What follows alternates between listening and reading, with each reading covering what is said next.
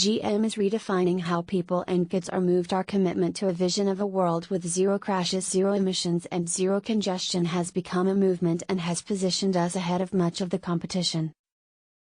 One of my mantras is you have to do the right thing even when it's hard, so it was disappointing, yes, but we just did the right thing despite the fact that EVs in general and GM in particular have a bright future. House of Representatives Speaker Nancy Pelosi has questioned GM CEO Mary Barra about a worker vote at a firm factory on a highly significant matter that is directly tied to GM's future. So what's exactly going on? Let's find out in today's episode of Tesla Fans. Welcome to our channel. If you're new, we'd appreciate it very much if you would share the video, subscribe to the channel, ring that bell while you're at it, because you don't want to miss out on the next exciting episode where we give you the latest and most up-to-date news about Tesla, Elon Musk, and the most advanced technologies. Alright, well, if we're set, let's get ready for today's episode. CEO Mary Barra met with House Representatives Speaker Nancy Pelosi and other senior Democrats on Capitol Hill and touted the company's decision announced earlier in the day to boost spending on EVs and autonomous vehicles to $35 million through 2025.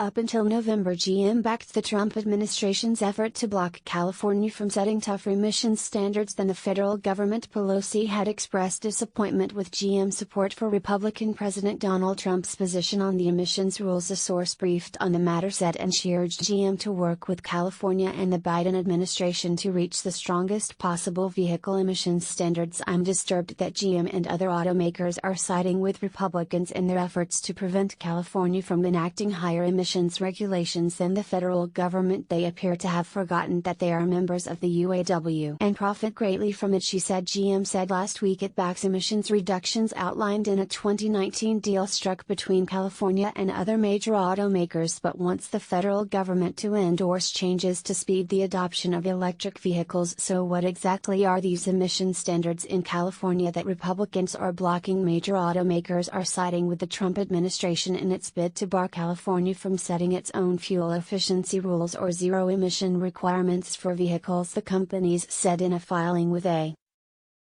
U.S. appeals court.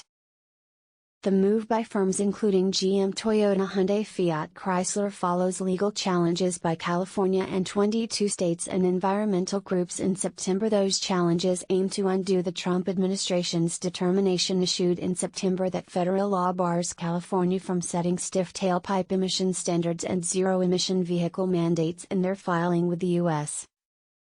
Court of Appeals for the District of Columbia, the automakers and the National Automobile Dealers Association said they backed the administration bid to bar individual emissions rules by state. They asked to intervene, arguing the administration's rule provided vehicle manufacturers with the certainty that states cannot interfere with federal fuel economy standards. The decision to side with President Donald Trump could prompt a furious backlash from Democrats and environmentalists. So what concerns does Mary Barra's backing for Trump and the Republican policies cause for GM? The GM announcement on California's mandate also happened to come on the day the White House all but formally conceded the 2020 presidential election, approving the transition process to President-elect Joe Biden. The former vice president under Barack Obama has promised to put a premium on clean and renewable energy, including battery electric vehicles. In the GM statement issued, Barra said, "We believe the ambitious electrification goals of the President-elect California and GM are aligned to address climate change by drastically reducing automobile emissions." Her pro-Trump activities, however, contradict her previous promises. Furthermore, GM is a member of the UAW, which receives numerous perks ranging from taxes to subsidies, and the workers' union is controlled by the Democratic Party, notably President Joe Biden.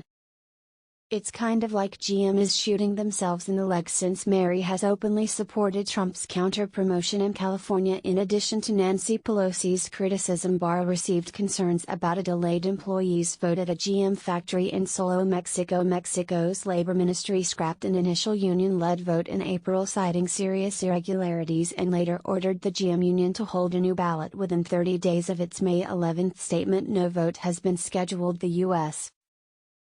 Trade Representatives Office in May asked Mexico to review potential labor abuses at the Salao plant under the United States-Mexico-Canada Agreement or USMCA last month as Representatives Dan Kildee, Bill Pasquale and Roel Blumenauer, all Democrats, pressed GM to answer questions about potential abuses in Mexico. "We want to see some real demonstration of embracing the labor standards in Mexico more than compliance," Kildee said. "The situation in Salao, I raised that with Mary. That's a problem." The Democrats urged GM to commit to providing workers with physical copies of the contract, publicly posting contracts, and to meet other requirements. Kildee offered additional steps GM could take to support workers and meet USMCA requirements, and the three lawmakers followed up with a written list of suggested actions. Congressional aides said the suggestions would be tangible demonstrations of GM's commitment to lead on compliance with the new labor standards. Kildee said earlier some House lawmakers on a trade panel, including Kildee, had a virtual meeting with Mexico's ambassador to the United States in which the GM labor issues was raised. The strategies that Barra is putting in place appear to be causing